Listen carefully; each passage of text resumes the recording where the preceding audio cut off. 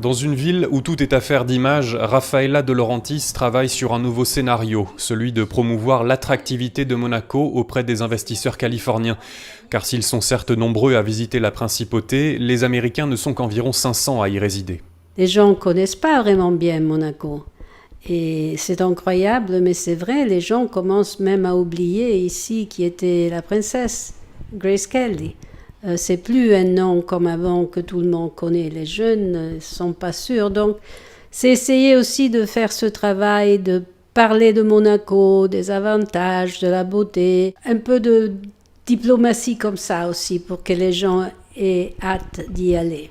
Dans les années 70, Rafaela apprend d'abord aux côtés de son père Dino De Laurentiis, ici à droite, producteur italo-américain aux 160 films et 38 nominations aux Oscars. Sa fille hérite ainsi d'un nom qui l'expose, et c'est jeune, à 30 ans, qu'elle lance sa propre maison de production pour affirmer sa signature dans des titres comme Dune, Conan le Barbare et Le Royaume interdit. Et j'ai beaucoup aimé parce que j'ai fait des films qui étaient plus près de mon cœur. Et oui, à un certain moment, je me suis aperçue que je faisais bien mon métier. Et un jour, mon père même m'a dit, quand j'avais aux alentours de 50 ans, il m'a dit, toi, vraiment, tu sais faire le producteur presque mieux que moi. Une productrice attentive à l'évolution. Aujourd'hui, 10% des réalisateurs hollywoodiens ont moins de 35 ans, une part en hausse constante. Et si les femmes ne représentent qu'un seul réalisateur sur 10, leur influence progresse aussi, exploitant effets numériques, budget flexible et nouveaux formats pour rivaliser avec les grandes productions. Ils peuvent tous faire ce que Spielberg faisait quand personne ne pouvait le faire parce qu'il n'y avait pas le moyen mécanique d'avoir.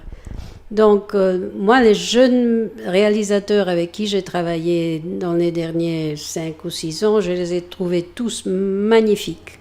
Car le modèle Hollywood n'est plus ce qu'il était. Désormais, 3/4 des studios de cinéma ont recours à l'intelligence artificielle pour améliorer leurs scénarios, et la moitié des films utilisent effets spéciaux et tournages à l'étranger pour réduire les coûts.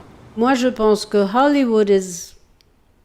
En ce moment, on a toujours, bien sûr, le synonyme de Hollywood, mais c'est vraiment un moment difficile pour Hollywood, en ce moment. Moi, par exemple, si je veux faire un film, j'essaie toujours de trouver une façon de ne pas tourner ici.